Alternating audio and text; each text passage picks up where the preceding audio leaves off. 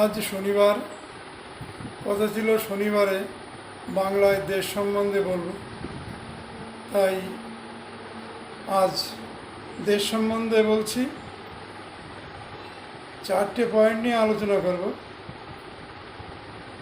আগামী দিন অর্থাৎ সামনে ভয়ঙ্কর যুদ্ধের সম্ভাবনা আছে। আমার জ্যোতিষ দৃষ্টি যদি ভুল না হয়, তবে অবশ্যই ভারতকে যুদ্ধে জড়াতে হবে। কোনো ভুল নেই এতে। যতই নতুন অক্ষ তৈরি হোক রাশিয়া, চীন এবং ভারতকে নিয়ে, আমি আগেও বহুবার বলেছি যে চীনের সঙ্গে কখনোই বন্ধুত্ব হতে পারে না। কারণ কোনো জায়গায় চীনকে বিশ্বাস করার মতো বিষয় অন্তত আমি দেখছি না। এই বিগত দিন যখন কোয়াড তৈরি হয়, তখন আমি বলেছিলাম আমার পরিচিত মহলে, তখন আমি এই মোবাইলের ভেতরে ঢুকিনি, পরিচিত মহলে বলেছিলাম যে এই কোয়াডেরও কোনো সারবত্তা থাকবে না। কেন বলেছিলাম?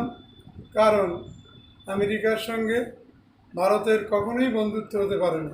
আজ পর্যন্ত যতবার ভারতের সঙ্গে আমেরিকার বন্ধুত্ব হয়েছে, তাতে ভারতের ক্ষতি ছাড়া বিশেষ কিছু লাভ হয়নি। এ প্রসঙ্গে আমি আর এগোবো না।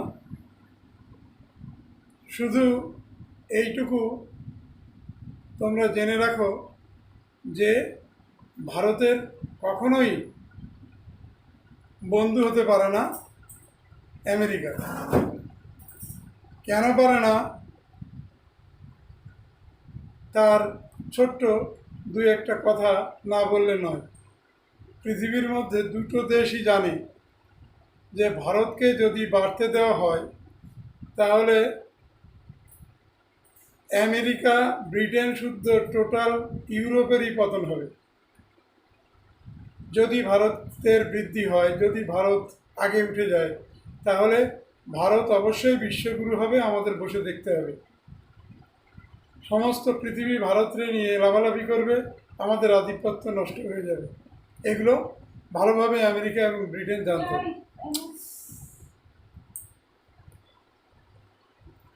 আমেরিকা এবং ব্রিটেন ভালোভাবে জানত এই কথা। সেই জন্য যত একটা ছোট্ট কথা মনে পড়ে গেল। কথাটা হচ্ছে কি, সিপিএম পার্টি যখন আমরা করতাম, তখন আমাদের উপর থেকে নির্দেশ আসতো যেভাবে হোক মমতাকে ঠেকাও, তা না হলে সিপিএমের গদি নষ্ট হয়ে যাবে। অবশ্যই তার বিরুদ্ধে যত রকমের কুৎসা আছে রটনা করো, এগুলো আমাদের বলা হতো, শেখানো হতো। ঠিক তদ্রূপ আমেরিকা জানে যে ভারতকে যদি আমরা উঠতে দিই, তাহলে ভারত আমাদের মাথার উপর উঠে নাচানাচি শুরু করবে। সেই জন্য কখনোই ভারতের মঙ্গল হোক, ভারতের ভালো হোক, ভারত সব দিক দিয়ে উপরে উঠুক, এটা অন্তত আর যেই চাক না কেন এই দুটো দেশ কখনোই চাইবে না। তো আগামী দিন আমার গণনা অনুসারে অবশ্যই যুদ্ধ হবে, এবং সেই যুদ্ধ যতই তৃতীয় দেশ, তিনটে দেশ নিয়ে তৃতীয় শক্তি বা দ্বিতীয় শক্তি বা প্রথম শক্তি আমরা যাই বলি তৈরি হয়ে গেছে বা হচ্ছে, তো যুদ্ধ কিন্তু চীন ভারতের সাথেই করবে।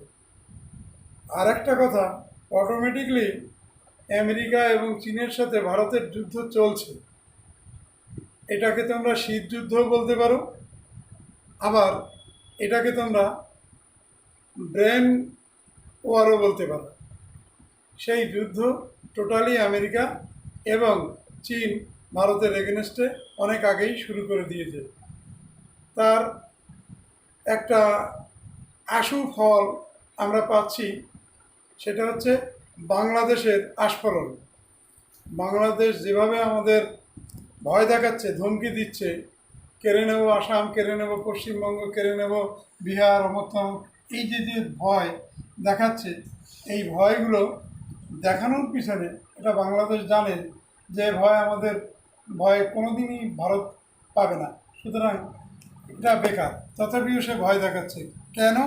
কারণ তার পিছে দুই দাদা আছে, এই দাদার জন্য তারা ভয় দেখাতে বাধ্য হচ্ছে। তো সেই হিসাবে অটোমেটিকলি ভারতের এগেনস্টে এই যুদ্ধ চলছে। দ্বিতীয়, বাংলায় ঘর বেঁধেছে উগ্রবাদীরা। এই যে আলোচ্য বিষয়, এটা 2016 সালে আমি বাংলাদেশে হিন্দু মুসলমান অনেকের সঙ্গে আমার ভালো ব্যবহার আছে, সুন্দর বিহেভ তারা আমার সঙ্গে করেছে। তো সেই সময় কয়েকজন বিশেষ মুজাহিদ বা বিশেষ উগ্রবাদী এদের সঙ্গে আমার যোগাযোগ ছিল হাত দেখার সুবাদে। সেই সময় তারা আমাকে খুব শ্রদ্ধা করতো, আঙ্কেল বলে ডাকতো। তার মধ্যে একজন, তার সঙ্গে আমার যে কথোপকথন হয়েছিল, সেই কথোপকথন সে আমাকে বলছে যে আঙ্কেল, আমাদের যে স্লিপার সেল বা সংগঠন ভারতে আছে তার সিংহভাগ আমরা বাংলায় রেখেছি, এবং সবচাইতে আশ্চর্য হয়ে যাবেন আপনি শুনলে। সেটা কি? সেটা হচ্ছে যে আমাদের মুসলমান থেকে হিন্দুরাই এর মধ্যে বেশি ইনভলভ আছে। তো আমার প্রতি 2 মাস 3 মাস অন্তর অন্তর ইন্ডিয়ায় যেতে হয়, ওয়েস্ট বেঙ্গল ছাড়া আমি অন্য কোথাও যাইনি। অন্য কোথাও যাওয়ার লোক আছে, তারা যায় এক এক জায়গায়, আমাকে যেতে হয়। তো আমাদের যে সেল আছে, তা আমি তখন বলেছিলাম যে তোমাদের যে সেল আছে এই সেল নিয়ে তোমরা পশ্চিমবঙ্গে অ্যাটাক করতে পারো। তখন বলছে মাথা খারাপ আপনার, আমরা অ্যাটাক করবো পশ্চিমবঙ্গে? শোয়ার জায়গা, বসার জায়গা, খাওয়ার জায়গা কেউ কোনো দিন নষ্ট করে? আমাকে এগুলো তারাই বলেছিল। সুতরাং পশ্চিমবঙ্গে যে এদের বিশেষ আস্থানা আছে তা আর বলা বাহুল্য। তো সুতরাং এই দিকেই আমাদের দৃষ্টি ঘোরাতে হবে। আর এরা যে আছে তার প্রমাণও এখন পাওয়া যাচ্ছে, ভারতবর্ষের বিভিন্ন জায়গা দিয়ে সেই প্রমাণগুলো বেরোচ্ছে। সুতরাং নজরটা এখান দিয়ে বের করলে হবে না, এখানেও নজর ঢুকাতে হবে। নাম্বার 3, সুন্দরবন এবং খাড়ি দিয়ে যুদ্ধবাজদের বেশি আগমন ঘটবে। এই দিকটাও আমাদের সজাগ রাখতে হবে। যদি সজাগ আমরা না থাকি, ইদানিং অনেক ড্রোনের আনাগোনা দেখা যাচ্ছে এই পশ্চিমবঙ্গের এই খাড়ি অঞ্চলে। তো এই ড্রোন শুধু না, জাহাজও ঢুকবে, অনেক কিছু ঢুকবে। সেই জন্য আমাদের এই দিকটায়ও প্রচণ্ডভাবে নজর ফিট করে রাখতে হবে। যদি এটাই কোনো ভুল হয় তাহলে আমাদের অনেক বড় ভুল হয়ে যাবে। ভারত, চীন এবং আমেরিকার দ্বারা আমরা অটোমেটিকলি আক্রান্ত। এ প্রসঙ্গে আমি প্রথমেই অনেকটা বলেছি। কোয়াড সম্বন্ধে আমি বলেছিলাম আগে, এখনও বলছি, এই কোয়াডের সার্বত্বহীনতা প্রমাণ করে ছেড়েছে আমেরিকা এই ভারতের সিন্ধুর আক্রমণ থেকে।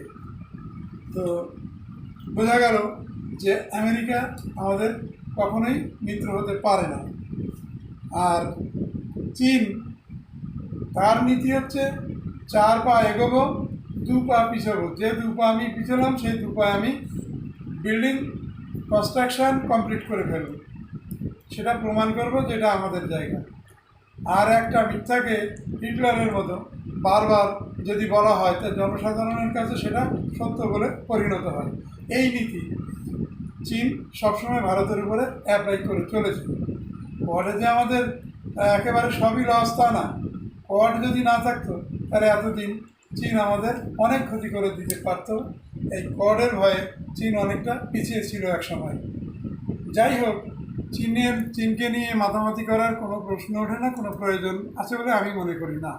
তবুও যদি একটা অক্ষ তৈরি হয়, খারাপ না, সেটা হতেই পারে। এই 4টে বিষয় আজ আমি তোমাদের সঙ্গে শেয়ার করলাম। তোমরা বিবেচনা করে যেটা ভালো হয় সেইটা সবাইকে শেয়ার করে দিও।